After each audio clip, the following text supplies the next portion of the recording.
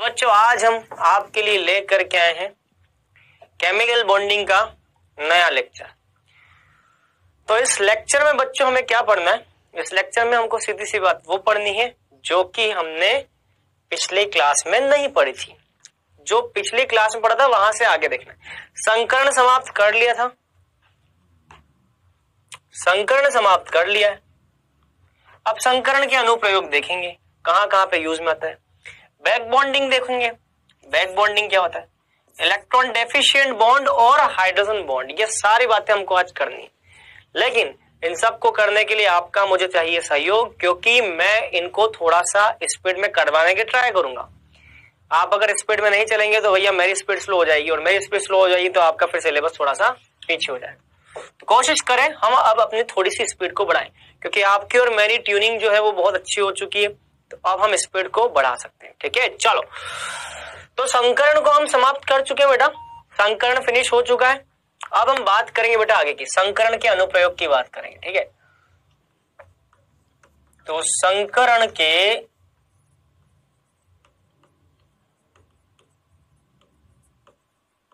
अनुप्रयोग अब हमें देखने हैं क्या, संकर्ण के अनुप्रयोग, ठीक है। संकर्ण के अनुप्रयोग मतलब कि संकर्ण कहां कहां पर प्रयोग में आता है, संकर्ण का उपयोग क्या है। अनुप्रयोग का मतलब संकर्ण का महत्व क्या है, संकर्ण कहां कहां पर उपयोग में आता है, कहां कहां उपयोग में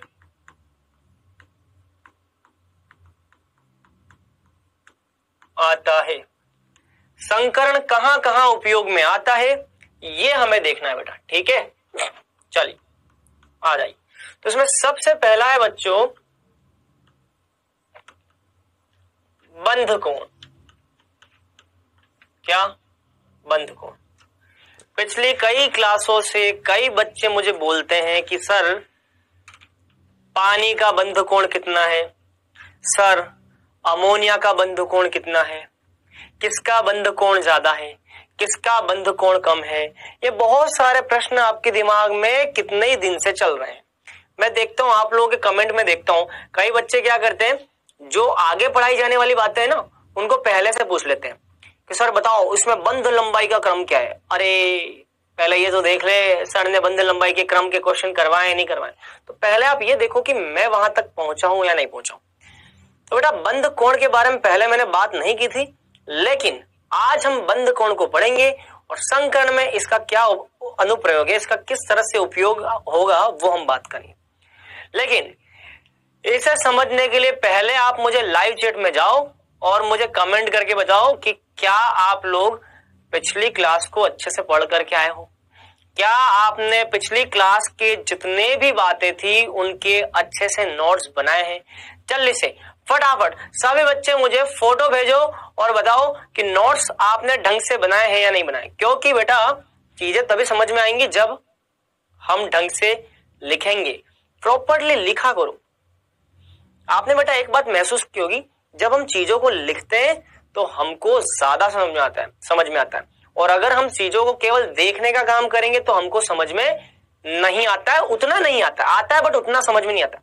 अगर लिखने का काम करोगे, मान लो आपने एक बार कोई बात को सुन ली, अब सुनने के बाद में आपने उसको लिखना चालू किया तो भाई 2 बार रिपीट हो गई, सुन भी लिया और लिख भी लिया 2 बार, फिर हो सकता है दूसरी बार तीसरी बार आपने रिवाइज किया। तो मतलब लिखने से हमारी चीजें क्लियर हो जाती है कि हम कहाँ गलती कर रहे हैं, कहाँ गलती नहीं कर रहे हैं, कहाँ पर हम अच्छा कर सकते हैं, कहाँ पर हम अच्छा नहीं कर पा रहे।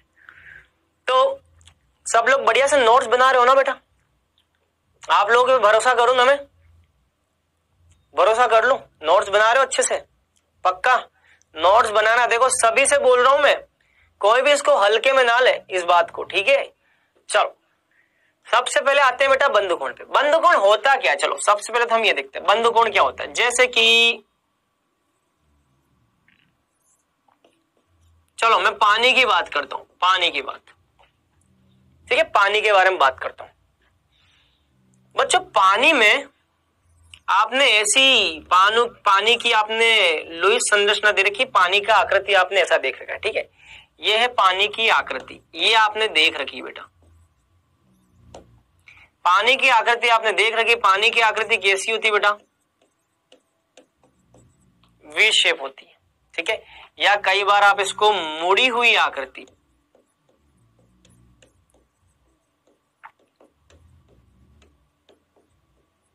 बैंड शेप भी बोलते हो। कई बार आप इसको मुड़ी हुई आकृति, बैंड शेप भी बोलते हो। कई लोग इसको कोणीय आकृति भी बोलते हैं, कोणीय। ये सब बातें आप पानी के लिए जानते हैं, जानते हो ना। चलो अब मैं आपसे बोलूं कि बंद कोण क्या होता है। तो देखो बेटा, बंद कोण का मतलब होता है ये जो बंध है और ये जो बंध है, केंद्रीय परमाणु से जुड़े हुए जो ये बंध है या बंधी युग्म है, इन बंधी युग्मों के बीच का जो ये कोण है, इस कोण को हम बोलते हैं बेटा बंध कोण। और ये कोण यहाँ पे होता है बेटा 104 डिग्री 5 मिनट का।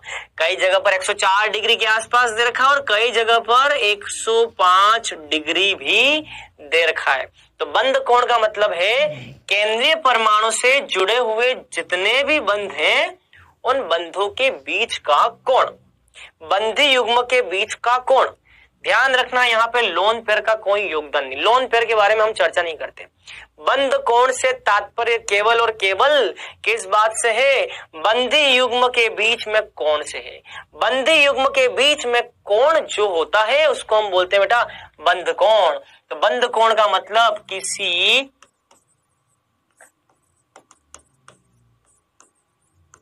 अणु के केंद्रीय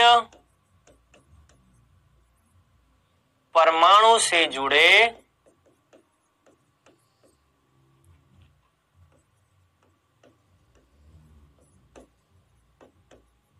बंधी युग्म, बंधी युग्म मतलब कि बंध, बंधी युग्म के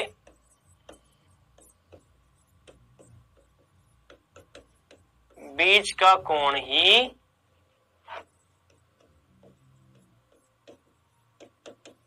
बंध कोण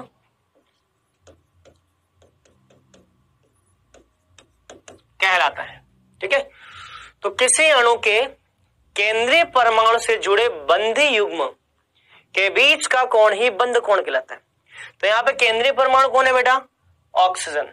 ऑक्सीजन से जुड़े हुए ये जो बंध हैं, ये जो बंधी युग्म है, एक युग्म ये, दूसरा युग्म ये, दो बंधी युग्म के बीच का जो कोण है बेटा, इसी को हम क्या बोलते हैं? बंध कोण। तो बंध कोण का मतलब पानी के अणु में केंद्रीय परमाणु से जुड़े हुए दो बंधी युग्म के बीच का कोण बंध कोण कहलाता है। चलो अब बंध कोण किन किन बातों पर निर्भर करता है? तो यह बंध कोण, अगला पॉइंट लिखना बेटा, यह बंध कोण निम्न बातों पर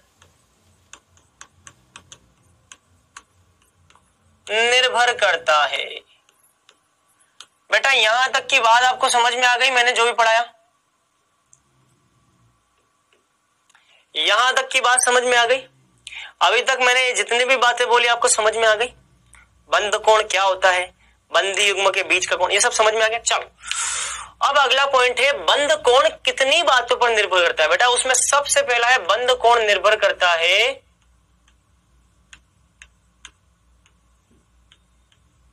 संकरण पर।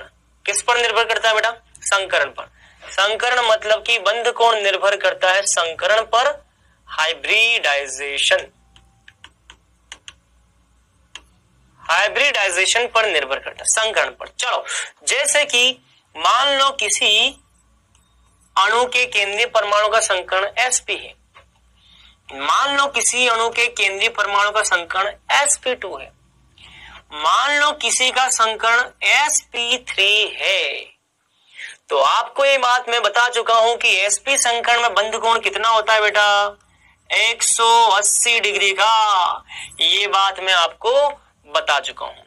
रेखीय ज्यामिति होती है बेटा इसकी, इसकी ज्यामिति कौन सी होती है? रेखीय। रेखीय का मतलब एक sp कक्षक इस तरह से और दूसरा sp कक्षक ऐसे, ये sp कक्षक, ये sp कक्षक, दोनों sp कक्षक के बीच में कितना है, 180 डिग्री का कोण है।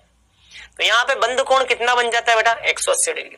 चलो sp2 की बात करें, sp2 में बंद कोण कितना होता है बेटा, अरे याद है ना, अरे sp2 के अंदर बंद कोण कितना होता है, जल्दी से लाइव चैट में जाओ, मुझे कमेंट करके बताओ, 120 डिग्री का। अच्छा इसके ज्यामिति क्या है, कौन बताएगा, अरे कौन बताएगा ज्यामिति क्या है, इसकी ज्यामिति बहुत बढ़िया, क्या, त्रिकोणीय समतलीय, क्या ज्यामिति बेटा, त्रिकोणीय समतलीय। क्या होता है बंद कोण, 120 डिग्री। चलो इसको बनाते हैं, आ जाओ। तो एक sp2 ऐसा, दूसरा sp2 ऐसा, तीसरा sp2 ऐसा, एक sp2, दो sp2, तीन sp2, ये तीनों sp2 ऐसे आ गए। चलो अब देखते हैं भाई कितना कोण है, आ जाओ। तो कोण कुछ ऐसा है, अरे सही बनाना पड़ेगा, चलो कितना कितना कोण है, आ जाओ। तो यहां ऐसे ऐसे ऐसे, चलो बहुत बढ़िया।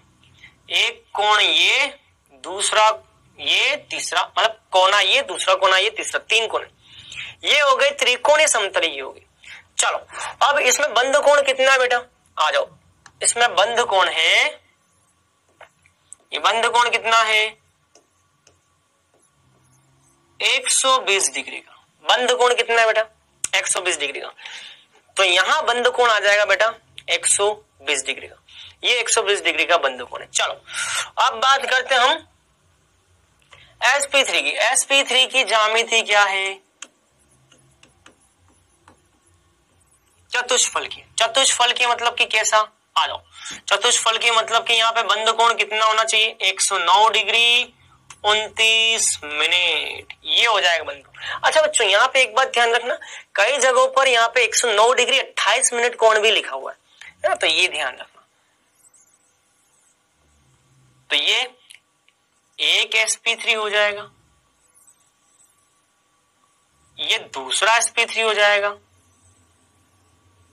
ये तीसरा sp3 हो जाएगा, और ये चौथा sp3 हो जाएगा। sp3 sp3 sp3 sp3, चारों sp3 हो जाएंगे। अच्छा sp3 इनके बीच में कोण कितना है, कोण है 109 डिग्री 29 मिनट। कोण कितना है, 109 डिग्री 29 मिनट। 109 डिग्री 29 मिनट का कोण आ जाएगा यहाँ पे, क्लियर। तो इस तरीके से यहाँ हम बंद कोण के बारे में बात कर सकते हैं। तो सबसे ज्यादा बंद कोण किसका होता है, सबसे ज्यादा बंद कोण होता है sp का, फिर उससे कम sp2 का, और फिर उससे कम sp3 का। जैसे कि उदाहरण, चलो उदाहरण की बात करते हैं। उदाहरण है BeCl2। यहाँ पे बेरिलियम का संकरण क्या है बेटा, sp, मतलब किसका बंद कोण कितना है, 180 डिग्री। चलो फिर बात करते हैं BeCl3।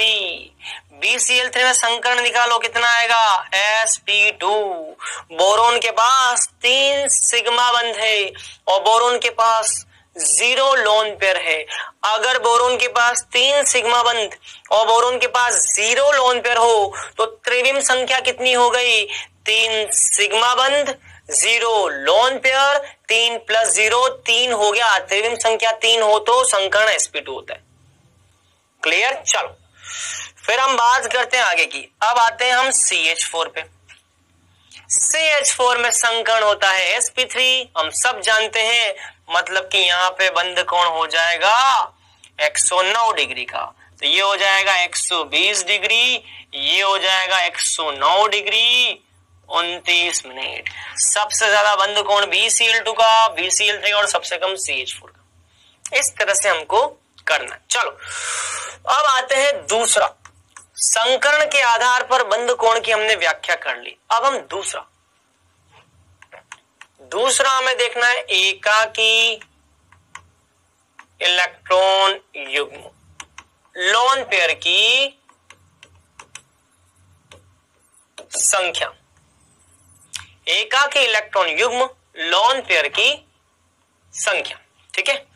तो बच्चों हमेशा ध्यान रखना, बंध कोण जो होता है वो लोन पेयर की संख्या के व्युत्क्रमानुपाती होता है। बंध कोण का मान बच्चों लोन पेयर की संख्या के व्युत्क्रमानुपाती। अच्छा, ये लोन पेयर कौन से? केंद्रीय परमाणु के। बच्चों जो भी बात होती है वो केंद्रीय परमाणु के लिए हम करते हैं, केंद्रीय परमाणु के लोन पेयर।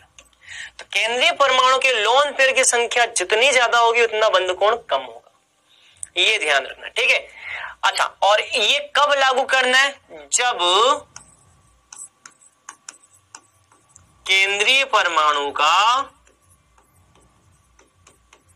संकरण क्या हो? समान हो। अगर केंद्रीय परमाणु का संकरण समान है तभी ये वाला फॉर्मूला लगाना है, और अगर केंद्रीय परमाणु का संकरण अलग अलग है तो आपको ये वाला फंडा लगाना है, और केंद्रीय परमाणु का संकरण अगर समान है तो फिर आपको ये लगाना है। जैसे कि उदाहरण, जैसे कि CH4, संकरण कार्बन का क्या है? sp3, NH3, संकरण नाइट्रोजन का क्या है? sp3, पानी, संकरण ऑक्सीजन का क्या है? sp3। तीनों में संकरण क्या है? समान। केंद्रीय परमाणु का संकरण तीनों में क्या है? समान है। sp3 sp3 sp3 तीनों में संकरण समान है। लेकिन लोन पेयर की संख्या की बात करें, यहाँ पे लोन पेयर 0, यहाँ पे लोन पेयर 1, यहाँ पे लोन पेयर 2। लोन पेयर की संख्या बढ़ती है। अगर लोन पेयर की संख्या बढ़ेगी तो बंध कोण घटता है। लोन पेयर की संख्या अगर बढ़ेगी तो बंध कोण का मान घटेगा, बंध कोण घटेगा। मतलब कि सबसे ज्यादा बंध कोण किसका आएगा? CH4 का। उससे कम बंध कोण किसका आएगा?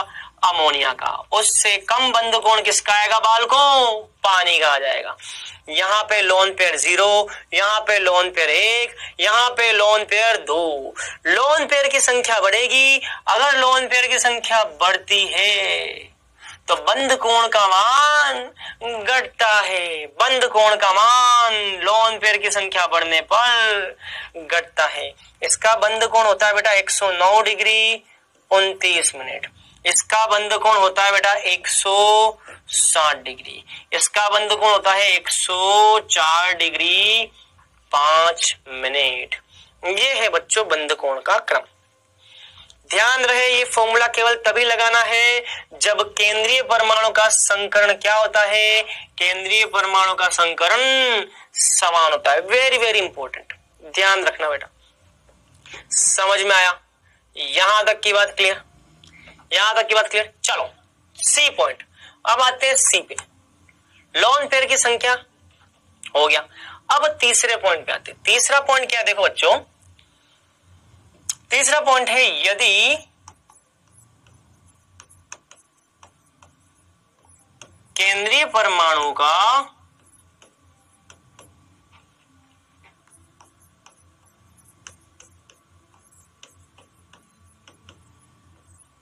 संकरण समान हो तथा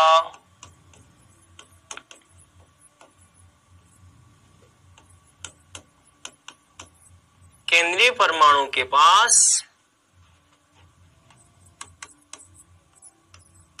लोन पेयर की संख्या भी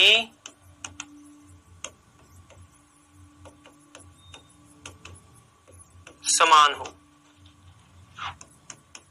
तब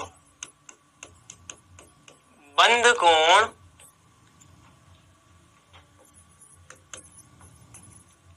केंद्रीय परमाणु की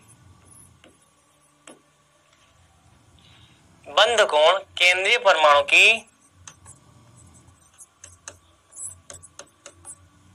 विद्युत ऋणता, केंद्रीय परमाणु की विद्युत ऋणता बढ़ने पर बढ़ता है। समझा रहा हूं बेटा, ठीक है, डोंट वरी, समझा रहा हूं, है ना। देखो, तो अगर केंद्रीय परमाणु का संकर्ण समान हो और केंद्रीय परमाणु के लोन पेयर की संख्या भी समान हो, तब बंध कोण जो होता है, ये बंध कोण समानुपाती होता है किसके? केंद्रीय परमाणु की विद्युत ऋणता के। केंद्रीय परमाणु की विद्युत ऋणता, इलेक्ट्रॉन नेगेटिविटी, अंग्रेजी में इसको हम बोलते हैं इलेक्ट्रॉन नेगेटिविटी। केंद्रीय परमाणु की विद्युत ऋणता जितनी ज्यादा होगी उतना ही बंध कोण क्या होगा? बंध कोण ज्यादा होगा, बंध कोण उतना ही ज्यादा होगा। तो अगर केंद्रीय परमाणु की विद्युत ऋणता बढ़ेगी तो बंध कोण भी बढ़ेगा, लेकिन कंडीशन क्या है? इसकी कंडीशन है केंद्रीय परमाणु का संकरण समान होना चाहिए और लोन पेयर की संख्या भी क्या होनी चाहिए? समान होनी चाहिए। तो कंडीशन है कि संकरण उनका समान होना चाहिए और लोन पेयर की संख्या भी समान होनी चाहिए। संकरण समान है और लोन पेयर की संख्या समान है तो केंद्रीय परमाणु की विद्युत ऋणता बढ़ने पर बंध कोण बढ़ेगा। जैसे कि उदाहरण,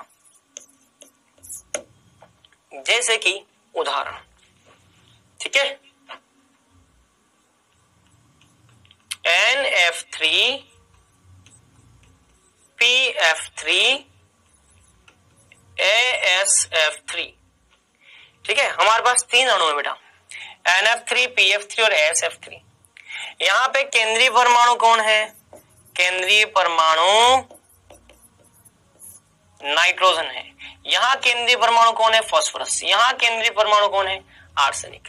सबसे ज्यादा विद्युत ऋणता जो होती है ना बेटा, अच्छा अब चक्कर ये कि विद्युत ऋणता आपने पढ़ नहीं रखा है, चक्कर ये है कि विद्युत ऋणता आपने पढ़ नहीं रखा है। चलो मैं काम करता हूं, मैं थोड़ा सा आपको विद्युत ऋणता क्या होता है आज बता देता हूं। चलो,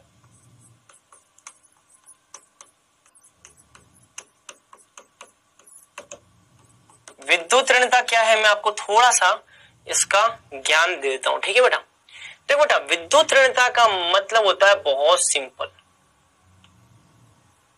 विद्युत ऋणता का मतलब बहुत सिंपल है। नहीं पढ़ा है ना आप लोगों ने विद्युत ऋणता? जितना मुझे पता है पढ़ लिया तो बहुत अच्छी बात है, नहीं पढ़ा तो मैं समझाता हूं। यहाँ पे बार बार एक शब्द आ रहा है, विद्युत ऋणता आ रहा है, विद्युत ऋणता, ठीक है, मैं समझाता हूं। ऐसे समझो बच्चों, पापा मम्मी और उनका छोटा बच्चा, ठीक है, ये पापा है फादर, ये मम्मी जी है मदर, फादर मदर, और ये क्या है? उनका छोटा बेबी। क्या है? छोटा बेबी। अब मान लो पापा मम्मी में झगड़ा चल रहा है, पापा मम्मी में क्या चल रहा है? झगड़ा चल रहा है। अब पापा मम्मी में झगड़ा ये चल रहा है कि नहीं मेरा बेटा जो है वो मेरे पास ज्यादा रहना चाहिए। दोनों बच्चे के लिए झगड़ा रहे हैं, दोनों किसके लिए झगड़ा रहे हैं? बच्चे के लिए झगड़ा रहे हैं। तो मम्मी बोलती कि नहीं बच्चा तो मेरे पास सोएगा, दोनों में झगड़ा चल रहा है। पापा बोल रहे हैं चल चल मेरा बेटा मेरे पास सोएगा। ये पापा बच्चे को अपनी तरफ खींचने का ट्राई कर रहे हैं और मम्मी बच्चे को अपनी तरफ खींचने का ट्राई कर रहे हैं, दोनों अपनी तरफ खींच रहे हैं। अब सीधी सी बात है, जिसके अंदर ज्यादा शक्ति होगी, जिसके अंदर ज्यादा दम होगा, जिसके अंदर ज्यादा एनर्जी होगी, वो बच्चे को अपनी तरफ खींच लेगा। ऐसा ही होगा ना भाई। मान लो पापा में शक्ति ज्यादा है, सर पापा में ही तो ज्यादा होगी शक्ति, मर्दों में शक्ति ज्यादा है, लड़कों में शक्ति ज्यादा होती है, लड़की की हड्डियां मजबूत होती तो बच्चा जो होगा वो पापा की तरफ ही जाएगा। क्या पता मम्मी जो है वो रेसलर हो, पापा बेचारे सीधे साधे हो, मम्मी मान लो रेसलर है, अखाड़े में लड़ाई वड़ाई करती हो, तो फिर हो सकता है बच्चे को मम्मी को देना पड़ जाए। मम्मी रेसलर है, मुक्केबाज, कुश्ती में भाग लेने वाली है ना, सोनाली फोगट जैसी है ना, वैसी कोई है, मतलब मदर एकदम बिल्कुल स्ट्रांग है, तो बच्चा मम्मी की तरफ आ जाए। मतलब कि मम्मी और पापा दोनों क्या ट्राई कर रहे हैं? बच्चे को अपनी तरफ आकर्षित करने के ट्राई कर रहे हैं। ये पापा बोल रहे कि नहीं बच्चा मेरी तरफ होगा, मम्मी बोल रही नहीं बच्चे को मैं अपनी तरफ ज्यादा रखूंगी। मम्मी अपनी तरफ ट्राई कर रही बच्चों को लेने का। तो ये जो बच्चों प्रवृत्ति है, ये जो गुणधर्म है, बच्चे को अपनी तरफ आकर्षित करने का जो गुणधर्म है, इसी को क्या बोलते हैं बेटा? विद्युत ऋणता। सर तो क्या मैं एग्जाम में लिख करके आ जाऊं, पापा मम्मी लिख करके आ जाऊं? नहीं नालायक, पापा मम्मी लिखना नहीं है गधे, लिखना तो तुझे ऐसा कुछ है। सर मैं तो यही लिख के आ जाऊंगा, मैं तो लिख करके आ जाऊंगा, एक पापा और एक मम्मी, दोनों के बीच में बेबी है, बेबी को जो अपनी तरफ ज्यादा खींचेगा उसकी विद्युत ऋणता ज्यादा। मैं तो लिख करके आ जाऊंगा। नालायक, ऐसे लिखेगा तो क्या मिलेगा? 0। अंडा मिलेगा, अंडा। क्या मिलेगा? अंडा। चारों। अब देखो बेटा, विद्युत ऋणता का मतलब अगर ये चीज समझ में आ रही है तो ऐसा ही कुछ होता है। यहाँ पे ये ए परमाणु है, ये बी परमाणु है। ऐसा समझ लो ये ए परमाणु पापा है और बी परमाणु मम्मी है, और इन दोनों के बीच में क्या है? यहाँ पर इलेक्ट्रॉन। बीच में कौन होते हैं? इलेक्ट्रॉनों का साझा होता है। बीच में होता है इलेक्ट्रॉनों का साझा। इस बंध में क्या है? इस बंध में 2 इलेक्ट्रॉन है। इन 2 इलेक्ट्रॉनों का ए और बी के बीच में क्या हो गया? साझा हो गया। होता है ना। अब ए चाहेगा कि ये 2 इलेक्ट्रॉन मेरी तरफ आ जाए, पापा चाहते हैं कि ये जो बच्चा है वो मेरी तरफ आ जाए, मम्मी चाहती है कि ये जो बच्चा है वो मेरी तरफ आ जाए। दोनों बच्चे को अपनी तरफ आकर्षित करने की कोशिश कर रहे हैं। यही तो होता है बेटा विद्युत ऋणता। ये जो बंधी युग्म के इलेक्ट्रॉन है, ये जो बंध के 2 इलेक्ट्रॉन है, इन दोनों को अपनी तरफ आकर्षित करने की एक ही जो क्षमता है उसको बोलते हैं एक ही विद्युत ऋणता। और इस बंध के इलेक्ट्रॉनों को बी द्वारा अपनी तरफ आकर्षित करने की क्षमता जो है उसको हम बोलते हैं बी की विद्युत ऋणता। तो किसी भी तत्व की विद्युत ऋणता, अब आ जाएगी परिभाषा, किसी भी तत्व की विद्युत ऋणता बंधी युग्म के इलेक्ट्रॉन को, किसी भी तत्व की विद्युत ऋणता बंधी युग्म के इलेक्ट्रॉन को अपनी ओर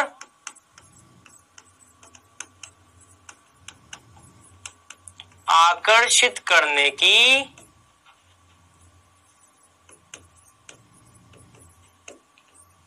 प्रवृत्ति होती है। बंधी युग्म के ये जो 2 इलेक्ट्रॉन है उसकी ए द्वारा अपनी तरफ खींचने की प्रवृत्ति क्या होती बेटा? विद्युत ऋणता। बंधी युग्म के ये जो इलेक्ट्रॉन है उसको बी द्वारा अपनी तरफ खींचने की प्रवृत्ति क्या होती बेटा? विद्युत ऋणता। इसको ऐसे भी समझ सकते हो, मान लो रस्सा कस्सी का खेल चल रहा है, रस्सा कस्सी का खेल खेला है, कितने बच्चों ने रस्सा कस्सी का खेल खेल रखा है? एक टीम यहां से रस्सी खींच रही है और एक टीम सामने से रस्सी खींच रही है। मेरी तरफ 10 खिलाड़ी है, सामने वाली टीम में भी 10 खिलाड़ी है, दोनों बीच की रस्सी को अपनी तरफ खींच रहे हैं। तो रस्सी को अपनी तरफ खींचने की जो क्षमता है, बंध के इलेक्ट्रॉनों को अपनी ओर खींचने की जो क्षमता है, आकर्षित करने की जो क्षमता है, इसी को क्या बोलते हैं बेटा? विद्युत ऋणता बोलते हैं। समझ में आया? अगर समझ में आया तो ठोको थम्स अप यार फटाफट जल्दी से, ताकि हम आगे बढ़े और इसको समझने का प्रयास करें। तो ये होता है बेटा विद्युत ऋणता। क्लियर? इसको बोलते हैं बालकों और बालिकों विद्युत ऋणता। क्या बोलते हैं बेटा? विद्युत ऋणता बोलते हैं, इसे बोलते हैं बेटा विद्युत ऋणता। ये है, चमक गया, दिमाग में बैठ गया, बैठ गया दिमाग में। चलो अब बच्चों एक बात, एक पॉइंट और ध्यान रखना है ना, हमको एक पॉइंट और ध्यान रखना है। एक पॉइंट हमको और क्या ध्यान रखना है? हम एक पॉइंट और ध्यान रखना है, आवर्त सारणी के अंदर आवर्त में बाएं से आवर्त सारणी में, आवर्त के अंदर, आवर्त समझते हो ना?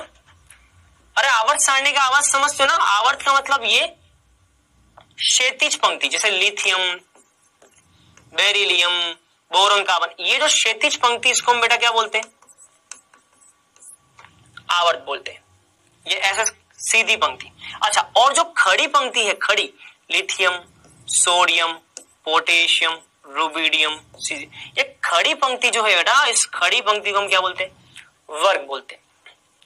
ठीक है, तो ये जो आवर्त है बच्चों, क्षैतिज पंक्ति, आवर्त मतलब कि क्षैतिज, आवर्त मतलब क्या बेटा, क्षैतिज पंक्ति, आवर्त मतलब कि क्षैतिज पंक्ति। तो बच्चों जो आवर्त होता है, आवर्त में बाएं से दाएं जाने पर विद्युत ऋणता बढ़ती है। ठीक है, याद रखना, अभी कुछ समय के लिए याद रखना है, अभी आपको याद रखना है बेटा। इसका कारण भी मैं आपको बाद में समय आने पर बताऊंगा, लेकिन अभी बस याद रख लो। मैं आपको जितना बोल रहा हूं बस आप उतना कर लो, मैं सच बता रहा हूं, आपका बहुत बढ़िया हो जाएगा बस। लेकिन अभी मैं जो बोलता हूं उसको याद रखो। ऐसा क्यों होता है वो मैं आपको समय आने पर बताऊंगा। मेरी बात आप तक पहुंच रही है? कोई भी बच्चा लाइव चैट के अंदर इस बात को बार बार ना लिखे कि सर क्षैतिज पंक्ति के अंदर आवर्त में बाएं से दाएं जाने पर विद्युत ऋणता बढ़ती क्यों है।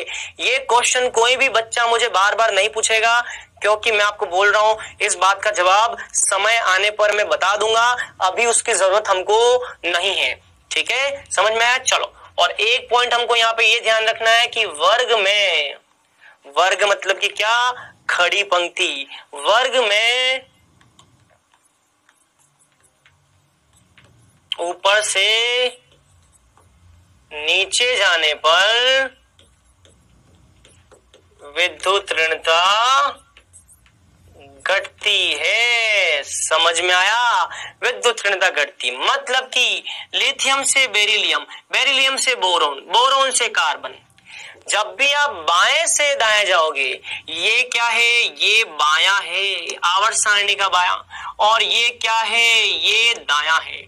जब भी आप बाएं से दाएं जाओगे तो विद्युत ऋणता क्या होती है, विद्युत ऋणता बढ़ती है। लिथियम से ज्यादा बेरिलियम की, बेरिलियम से ज्यादा बोरोन की, बोरोन से ज्यादा कार्बन की, कार्बन से ज्यादा नाइट्रोजन, फ्लोरीन, ऐसे बढ़ती जाएगी। तो बाएं से दाएं जाने पर विद्युत ऋणता बढ़ती है। अच्छा, पूरी आवर्त सारणी में सबसे ज्यादा विद्युत ऋणता किसकी बताए? फ्लोरीन की। फ्लोरीन की विद्युत ऋणता संपूर्ण आवर्त सारणी में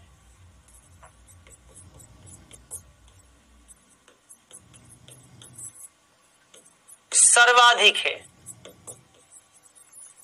फ्लोरीन की विद्युत ऋणता संपूर्ण आवर्त सारणी में क्या है, सर्वाधिक है। फ्लोरीन की विद्युत ऋणता संपूर्ण आवर्त सारणी में सबसे ज्यादा होती है बेटा, ध्यान रखना। चलो, वर्ग में ऊपर से नीचे आने पर विद्युत ऋणता घटती है। तो देखो, आवर्त में बाएं से दाएं जाने पर तो बढ़ती है, देखो बढ़ेगी, विद्युत ऋणता ऐसे बढ़ेगी। और वर्ग में ऊपर से नीचे आने पर विद्युत ऋणता घटती है। ऊपर से नीचे आने पर विद्युत ऋणता घटती है, ये घटती है, कम होती जाएगी। ऊपर से नीचे आओगे कम होती जाएगी। बस ये 2 पॉइंट आपको याद रखने हैं, अभी केवल याद रखने, इसका कारण मैं आपको समय आने पर बताऊंगा। ठीक है, अभी बार बार कोई भी बच्चा फालतू में कमेंट ना करे, सर कारण बता दो, कारण बता दो, कारण बता दो। कारण बता देंगे, समय आने पर बता देंगे, अभी टॉपिक पे आ लो। चलो अब आते हैं हम इस टॉपिक पे। अब देखो क्या लिखा है, बंध कोण बढ़ता है यदि केंद्रीय परमाणु की विद्युत ऋणता बढ़ती है। हमारे पास 3 परमाणु है, केंद्रीय परमाणु नाइट्रोजन, केंद्रीय परमाणु फास्फोरस, केंद्रीय परमाणु आर्सेनिक।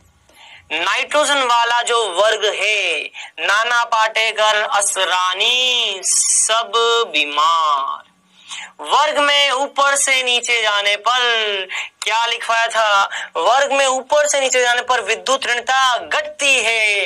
वर्ग में ऊपर से नीचे जाने पर विद्युत ऋणता घटती है, घटती है, घटती है। सबसे ज्यादा विद्युत ऋणता किसकी है, नाइट्रोजन।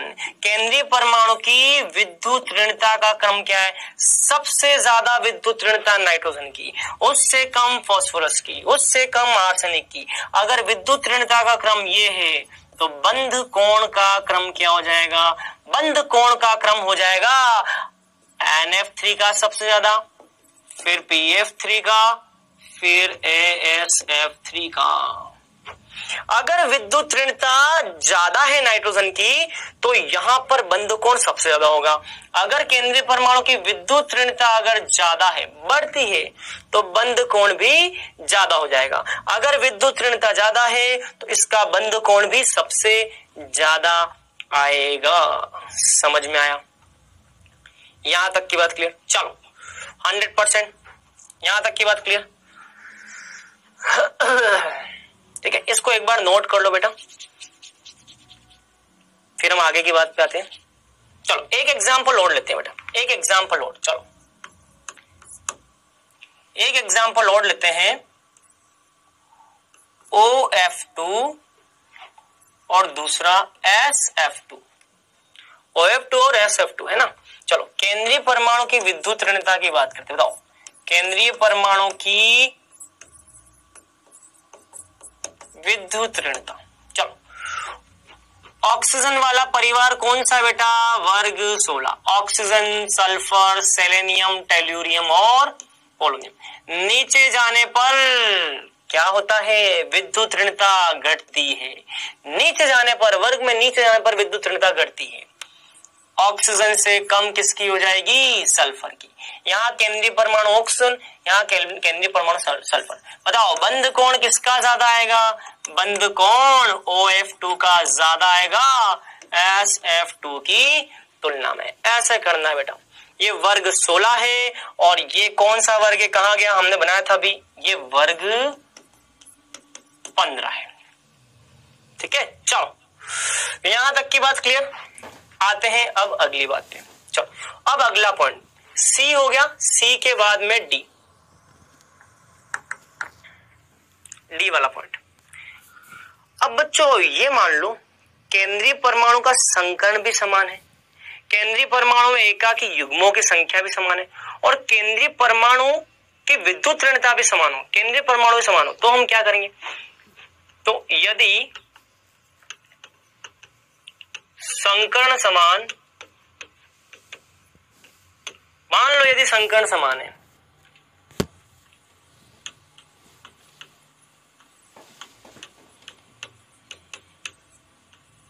केंद्रीय परमाणु के लोन पेयर की संख्या समान है और केंद्रीय परमाणु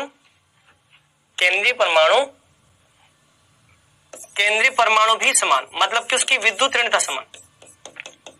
केंद्रीय परमाणु समान होने का मतलब विद्युत ऋणता भी समान। अगर भाई केंद्रीय परमाणु चारों उदाहरण में नाइट्रोजन है तो विद्युत ऋणता समान होगी। तो केंद्रीय परमाणु समान मतलब विद्युत ऋणता भी समान। ये समान है, ये समान है, ये समान है, तो अब क्या करना है? तो ऐसा होने पर बंध कोण का मान, ठीक है, तो यदि संकर्ण समान, केंद्रीय परमाणु के लोन पेयर की संख्या समान, केंद्रीय परमाणु भी समान, तो बंध कोण का मान साइड एटम की विद्युत ऋणता बढ़ने पर घटता है। साइड एटम की विद्युत ऋणता जितनी बढ़ेगी उतना ही बंध कोण घटेगा, मतलब कि बंध कोण जो है वो व्युत्क्रमानुपाती है साइड एटम की विद्युत ऋणता के। अब कई बच्चे बोलेंगे सर साइड एटम क्या है? कई बच्चे बोलेंगे सर साइड एटम क्या है? साइड एटम मतलब कि केंद्रीय परमाणु को छोड़ करके बाकी बचे हुए एटम जो है वो साइड एटम, ऐसा समझो। ये समझो, देखो जैसे कि यहाँ पे केंद्रीय परमाणु कौन है? ऑक्सीजन, तो साइड वाले परमाणु कौन हो जाएंगे? फ्लोरीन। यहाँ पे केंद्रीय परमाणु कौन है? सल्फर, साइड वाले परमाणु कौन हो जाएंगे? फ्लोरीन।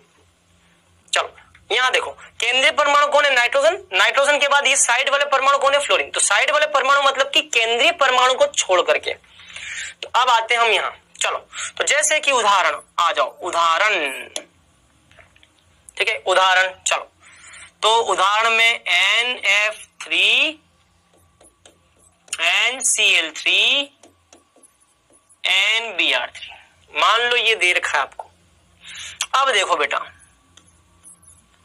इस उदाहरण में हम बंध कोण का क्रम पता लगाएंगे, ठीक है। चलो, तो सबसे पहले NF3, फिर NCl3, फिर NBr3, ये जैसे कि आ गया आपके पास, ठीक है। अब देखो, इन तीनों एग्जाम्पल में बेटा संकरण की बात करते, केंद्रीय परमाणु का संकरण। चलो, आप मुझे बताओ, यहाँ पे बंधी युग्म कितने, यहाँ पे सब में बंधी युग्म कितने, यहाँ पे बंधी युग्म 3, बंधी युग्म 3, बंधी युग्म 3, 3 सिग्मा बंध। इन तीनों के अंदर सिग्मा बंध कितने हैं, 3, सिग्मा बंध 3 है। लोन पेयर कितना है, यहाँ पे एक लोन पेयर, एक लोन पेयर, एक लोन पेयर। लोन पेयर कितना है, एक लोन पेयर। 3 और 1 कितना हो गया, 4। त्रिविम संख्या हो गई 4। अगर त्रिविम संख्या 4 है तो संकर्ण sp3, यहाँ पे भी त्रिविम संख्या 4, संकर्ण sp3, यहाँ पे भी त्रिविम संख्या 4, संकर्ण sp3।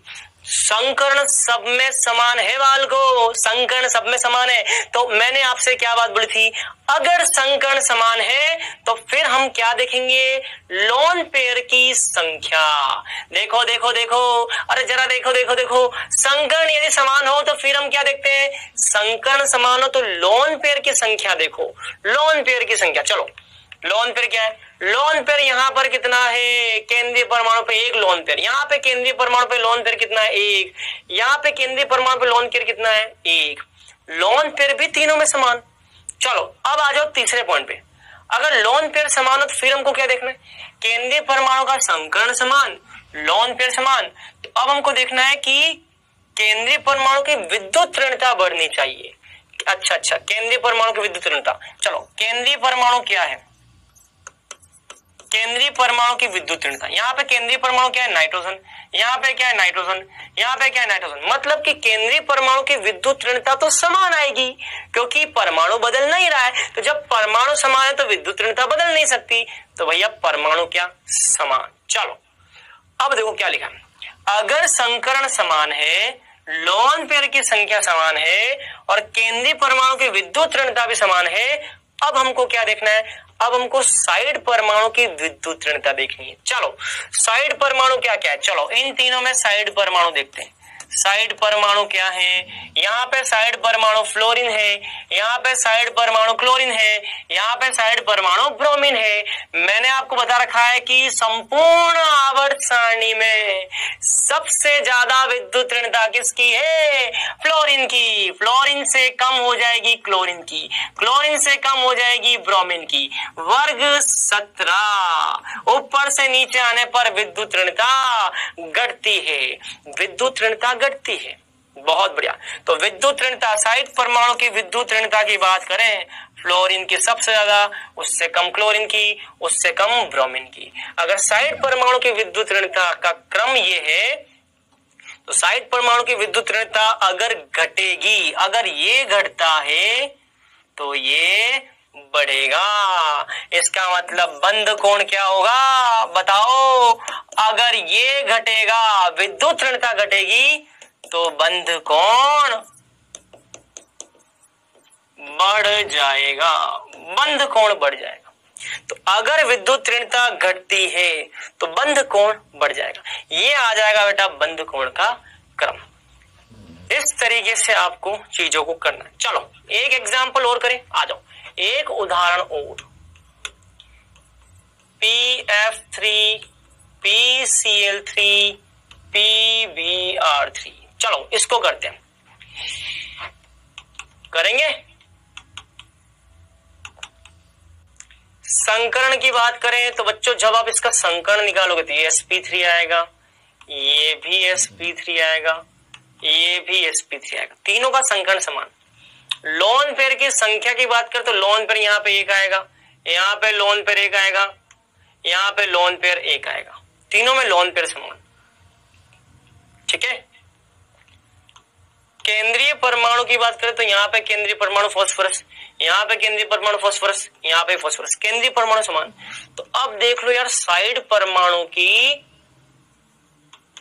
विद्युत ऋणता, यहाँ पे क्या है, फ्लोरीन, क्लोरीन, ब्रोमीन। साइड परमाणु की विद्युत ऋणता फ्लोरीन की ज्यादा, उससे कम क्लोरीन, उससे ज्यादा ब्रोमीन।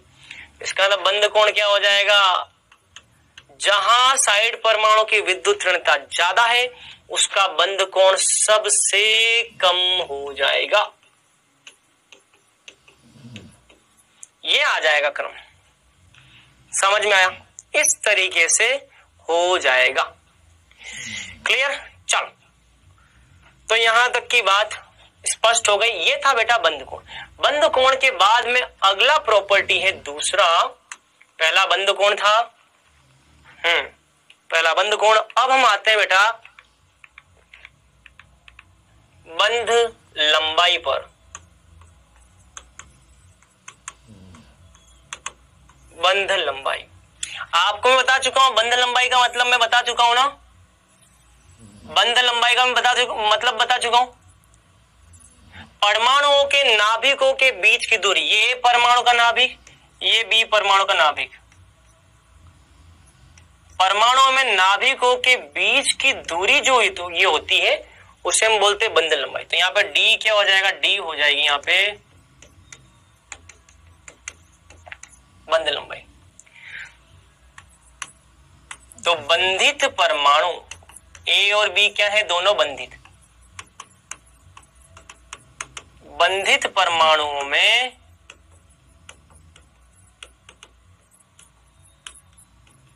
नाभिकों के बीच की दूरी ही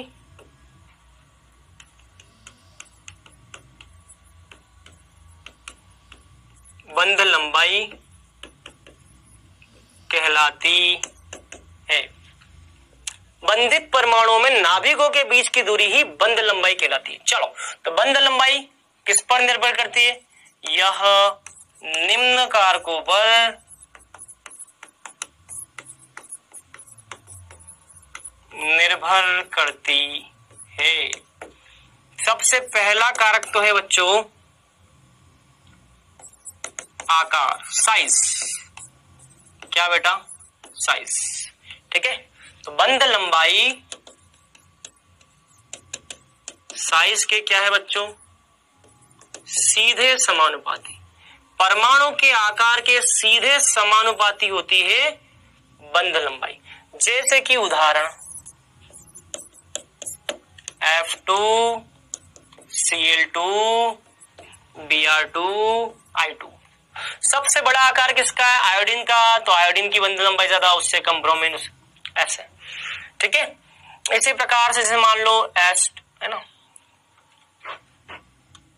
इसी प्रकार से मान लो अगर आपसे बोला गया HF HCl HBr HI, सबसे छोटा साइज फ्लोरीन, उससे बड़ा क्लोरीन, उससे बड़ा ब्रोमीन, उससे बड़ा आयोडीन, सबसे बड़ा आयोडीन। तो ये हो जाएगा बंध लंबाई का क्रम। समझ में आए? इसी प्रकार से H2O H2S H2SE H2TE। अगर आकार ऑक्सीजन का सबसे छोटा, उससे बड़ा सल्फर, उससे बड़ा सेलेनियम, उससे बड़ा टेलुरियम, बंध लंबाई का क्रम ये होता है। आकार जितना बड़ा होगा बंध लंबाई उतनी ही बढ़ती जाएगी। चलो, बंध लंबाई के बाद दूसरा आता है बच्चों यहां पे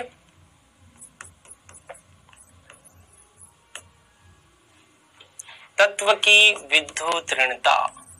क्या बच्चों? तत्व की विद्युत ऋणता। जैसे कि CH4, जैसे कि NH3, जैसे कि H2O, जैसे कि HF। बात करें यदि विद्युत ऋणता की तो कार्बन, नाइट्रोजन, ऑक्सीजन, फ्लोरीन। बंध लंबाई जो है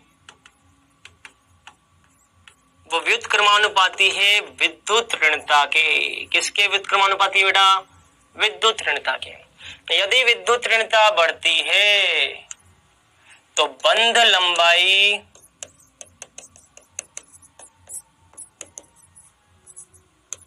घटती है, बंध लंबाई घटेगी। इस तरह से बंध लंबाई घटेगी। सबसे कम बंध लंबाई HF की हो जाएगी। ठीक है, अच्छा, सी पॉइंट इसमें क्या है? बंध क्रम की संख्या,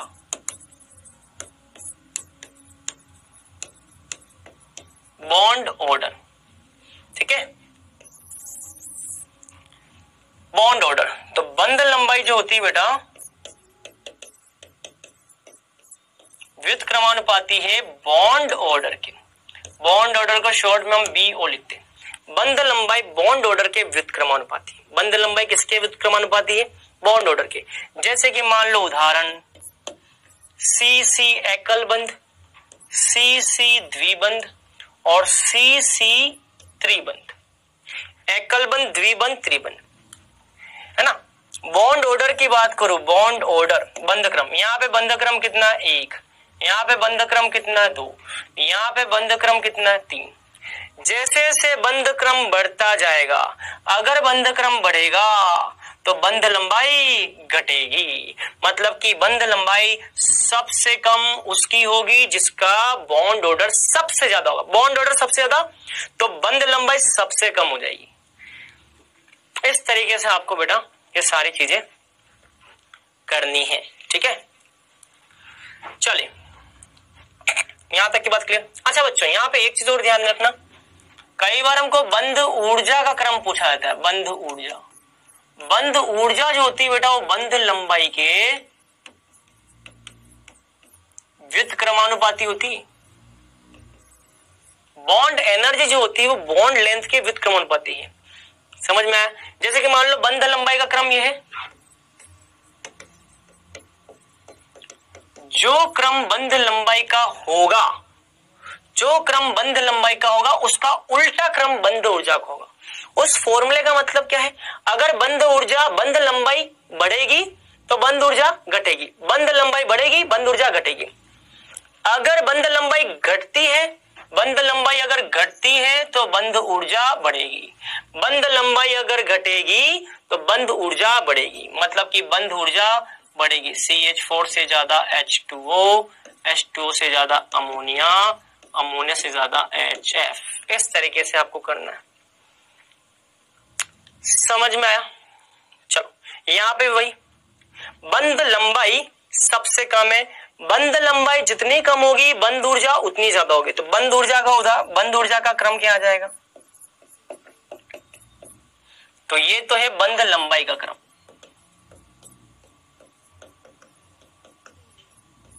बंध लंबाई का क्रम ये है, बंध लंबाई का क्रम। बंध लंबाई का जो क्रम होगा उसका उल्टा क्रम किसका आ जाएगा? बंध ऊर्जा का। तो बंध ऊर्जा का क्रम क्या आ जाएगा? बंध ऊर्जा का क्रम उसका उल्टा। सबसे ज्यादा बंध ऊर्जा किसकी होगी? ट्रिपल बॉन्ड की। बंध ऊर्जा का क्रम ये आ जाएगा। ठीक है, तो इस तरीके से बच्चों आपको ये चीज ध्यान रखनी। चलो ये था आपका बंध कोण, बंध लंबाई, बंध ऊर्जा। अब हम आते हैं बच्चों एक बहुत ही इंपॉर्टेंट टॉपिक पे, और वो टॉपिक है इलेक्ट्रॉन न्यून बंध। अंग्रेजी में इसको बोलते हैं electron deficient bond. Electron deficient bond, अंग्रेजी में हम इसको बोलते हैं इलेक्ट्रॉन डेफिशिएंट बॉन्ड। इसकी हम बात करेंगे। इलेक्ट्रॉन न्यून बंध का मतलब ये होता है बेटा, बंधों के अंदर जितनी संख्या होनी चाहिए, हम जितना एक्सपेक्ट करते हैं, जितनी उम्मीद करते हैं उसकी तुलना में कम होना। तो इलेक्ट्रॉन न्यून बंध मतलब कि ऐसे बंध जिसमें इलेक्ट्रॉन की संख्या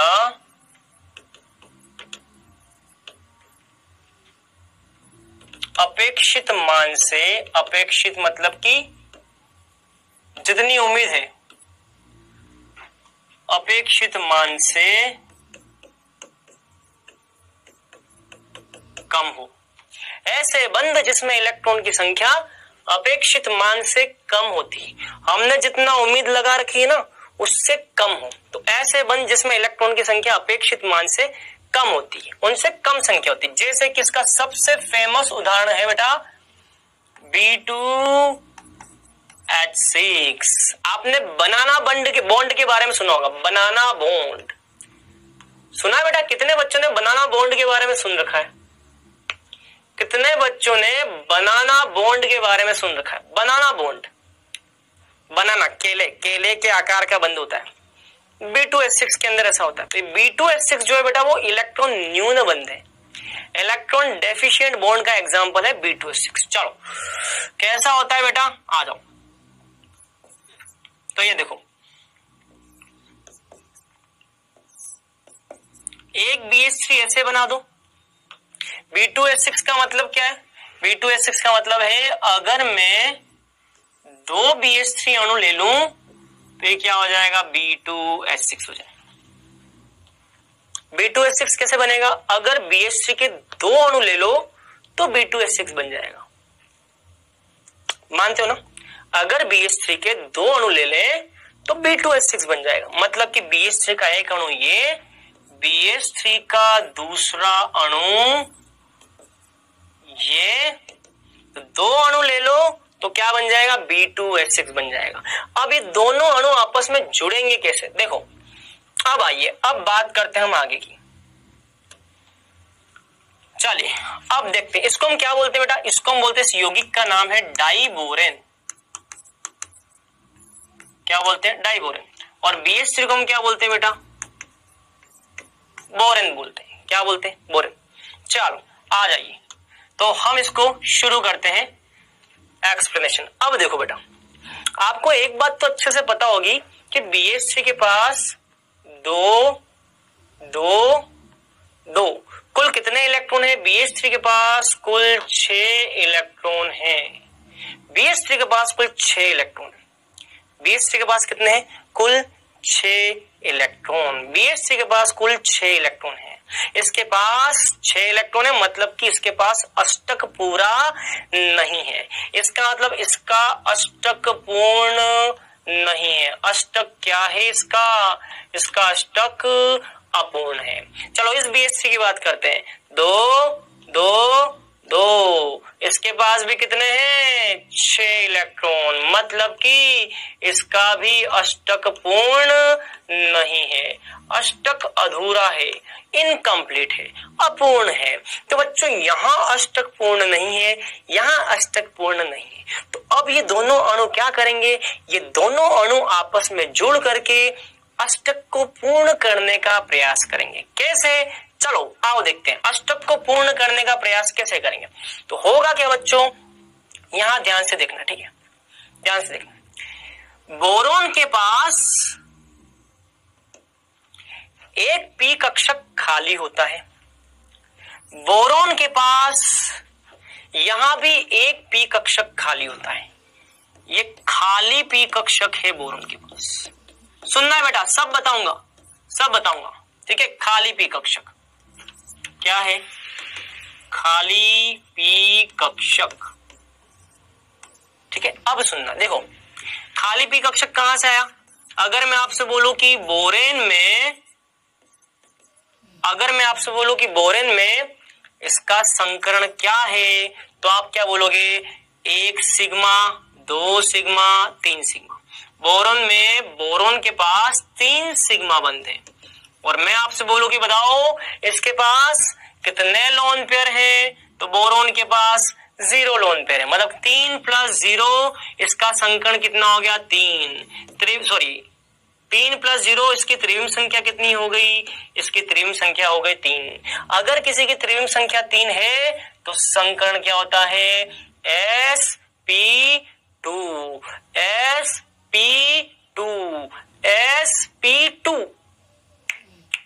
चमका कुछ? sp2 इसका संकरण है sp2। मतलब कि कितने कक्षकों ने भाग ले लिया? एक s कक्षक ने संकरण में भाग ले लिया। और p2 का मतलब 2 p कक्षकों ने भाग ले लिया।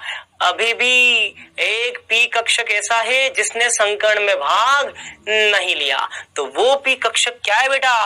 वो p कक्षक खाली है। खाली पी कक्षक, खाली पी कक्षक। क्यों? क्योंकि इसका संकरण क्या है? sp2। एक sp2 का मतलब क्या होता है? sp2 का मतलब एक s कक्षक और 2 p कक्षक।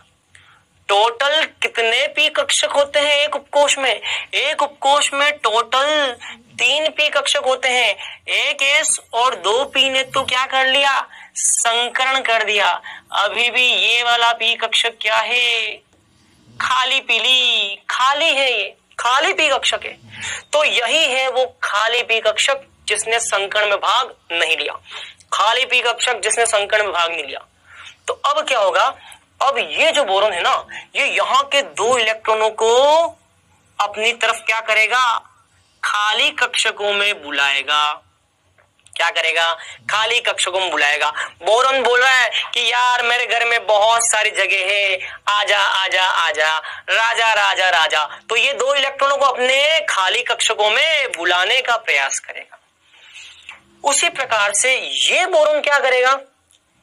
इस बोरॉन को बोलता है, ये वाला बोरॉन इस बोरॉन को बोलेगा कि चल मैं अपने 2 इलेक्ट्रॉन तेरे खाली कक्षक में दे रहा हूं, तो तू भी तो ऐसा कर कि तेरे 2 इलेक्ट्रॉन मेरे खाली कक्षक में दे दे। इस हाथ दे, उस हाथ ले, तो अदला बदली, एक हाथ लेना दूसरा हाथ देना, एक हाथ ले दूसरा हाथ दे। तो अब देखो अब क्या सिचुएशन होगी। अब आप यहां पे ध्यान से देखना बेटा, अब यहां पे आप ध्यान से देखें। अब क्या सिचुएशन हो गई? Boron hydrogen, hydrogen, hydrogen, boron hydrogen, hydrogen, hydrogen. ये वाला जो हाइड्रोजन है वो इसके खाली कक्षक में जा रहा है, ये वाला हाइड्रोजन इसके बंध के इलेक्ट्रॉन इस खाली कक्षक में जा रहे हैं।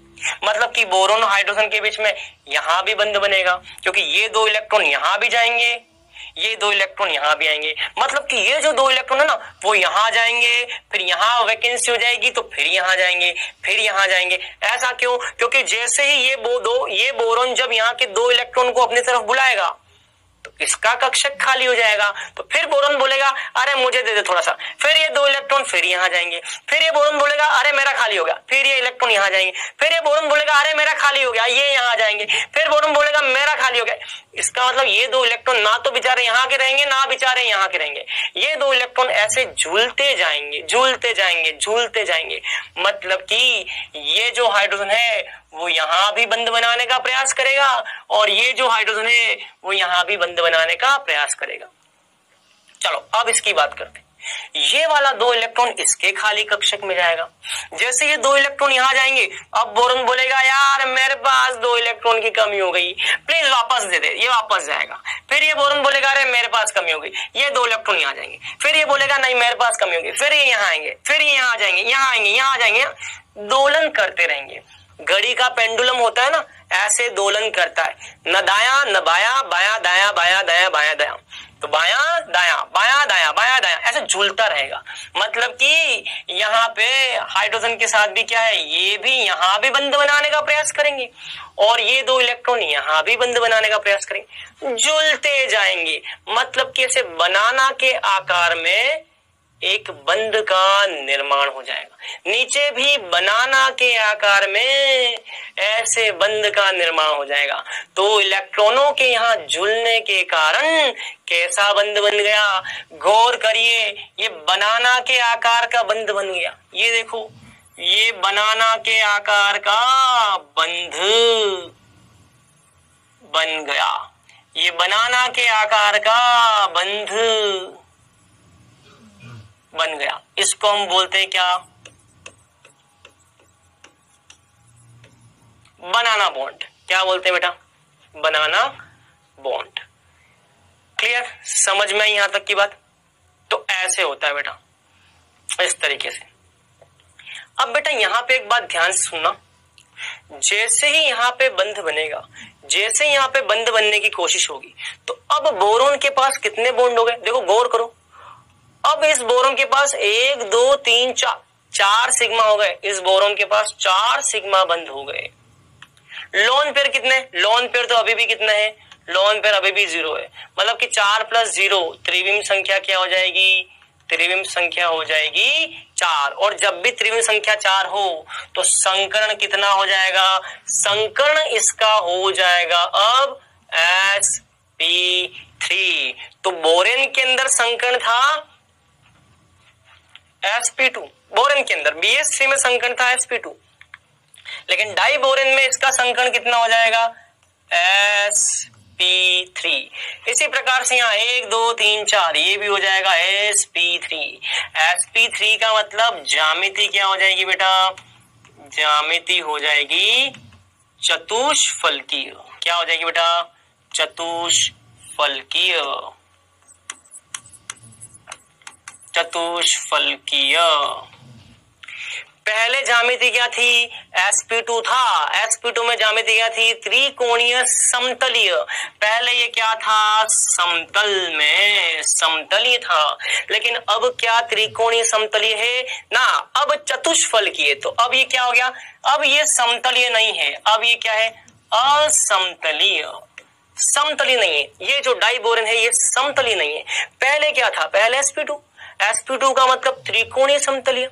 समतलीय, समतल में, समतल मतलब कि एक प्लेन में। क्या अब त्रिकोणीय समतलीय है? क्या अब समतल है? क्या अब प्लेन में? ना, अब चतुष्फलक है। तो अब क्या हो जाएगा? असमतलीय हो जाएगा, इस तरह से। अच्छा, फिर यहाँ पे एक खास बात और, क्या वो मैं बता रहा हूं। ये वाले 2 इलेक्ट्रॉन यहां भी जाते हैं, यही वापस यहां भी आते हैं, यहां भी आते हैं, यहां भी आते हैं। मतलब कि अगर आप गौर करें तो बोरोन, हाइड्रोजन और बोरोन, इन 3 केंद्रों के बीच में केवल ये 2 इलेक्ट्रॉन क्या कर रहे हैं? दोलन कर रहे हैं, डांस कर रहे हैं। मतलब कि 1 2 3, इन 3 केंद्रों के बीच में कितने इलेक्ट्रॉन?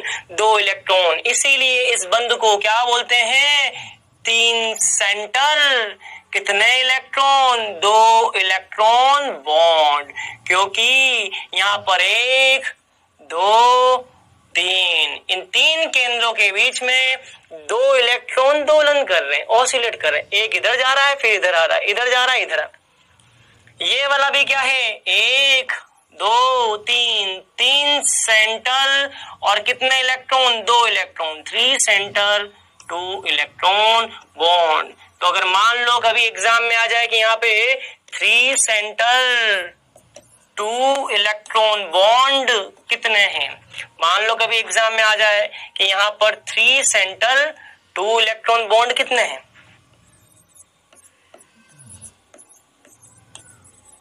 कितने? इन बंधों की संख्या कितनी है? संख्या कितनी है? संख्या यहाँ पे 2 है, 2 संख्या है। अच्छा, इस केंद्र और इस केंद्र के बीच में कितने इलेक्ट्रॉन? 2। तो ये पहला सेंटर, ये दूसरा सेंटर, 1 और 2, 2 सेंटर के बीच में कितने इलेक्ट्रॉन है? ये 2 इलेक्ट्रॉन। 2 centre 2 electron. इन दोनों सेंटर के बीच में कितने इलेक्ट्रॉन है? 2 इलेक्ट्रॉन। तो ये हो जाएगा 2 सेंटर 2 इलेक्ट्रॉन। इन दोनों सेंटर के बीच में कितने इलेक्ट्रॉन? 2 सेंटर, बीच में 2 इलेक्ट्रॉन, 2 सेंटर 2 इलेक्ट्रॉन। इन दोनों सेंटर के बीच में कितने इलेक्ट्रॉन? 2 centre 2 electron. मतलब कि 2 सेंटर 2 इलेक्ट्रॉन बॉन्ड कितने हो गए?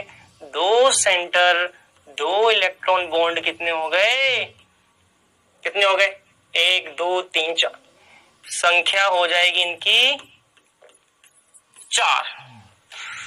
तो ये है बच्चों इलेक्ट्रॉन न्यून बंध, जिसके बारे में इतनी सारी बातें हैं, आपको ध्यान रखना। चलो, समय बहुत हो चुका है, अब मैं आऊंगा क्विज पर। क्विज का क्वेश्चन नंबर 1 है, किसका बंध कोण सर्वाधिक है? बताइए।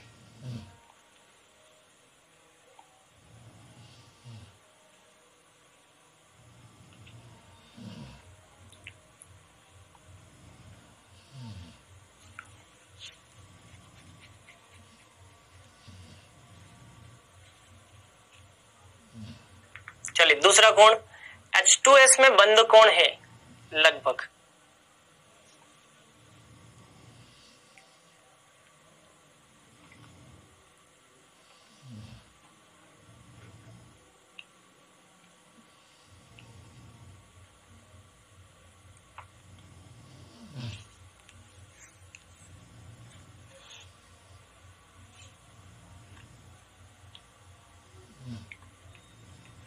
चलिए दोनों क्वेश्चन कर लेंगे।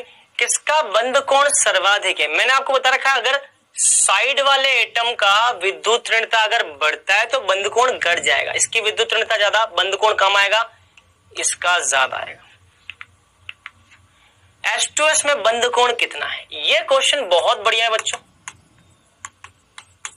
इस क्वेश्चन का आंसर तो है ए। अब आप मुझे बोलोगे सर ए कहां से आया? तो बच्चों ये क्वेश्चन आपके लिए मैं आज देता हूं होमवर्क में। ये आपके लिए एक नया क्वेश्चन है, आपके लिए आज की क्लास का ये है होमवर्क।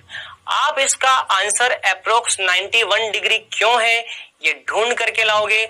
जब आपको इसका आंसर मिल जाए 91 डिग्री क्यों होता है तो आप मुझे इसको अगली क्लास में बताओगे। ये वाला क्वेश्चन मैं आपको नेक्स्ट क्लास में सॉल्व करके बताऊंगा। तब तक आपको मैंने ये होमवर्क दिया है कि भाई H2S का बंध कोण होता है 91 डिग्री लगभग। तो आप मुझे अगली क्लास में ऐसा क्यों होता है ये मुझे ढूंढ करके बताएंगे। प्रॉमिस सभी बच्चे क्वेश्चन अगली क्लास में करके लाएंगे। इसका आंसर बेटा 91 डिग्री। कई बच्चे बोलते हैं सर थोड़ा कठिन कराओ, ये लो थोड़ा सा डिफरेंट क्वेश्चन। तो आप इसको एक बार घर से ट्राई करके लाना, हम इसको नेक्स्ट क्लास में देखेंगे, ठीक है। चलिए तो आज हमने क्या पढ़ा बेटा? आज हमने बॉन्ड एंगल पढ़ा, बॉन्ड लेंथ पढ़ा और साथ ही साथ हमने बेटा इलेक्ट्रॉन डेफिशिएंट बॉन्ड के बारे में बात की। पैनल पे होमवर्क मिल जाएगा। अगली क्लास में हम डायपोल मोमेंट को भी देखेंगे, ठीक है। हाइड्रोजन बॉन्ड भी बाकी, वो भी देख लेंगे। चलिए आज के लिए इतना ही।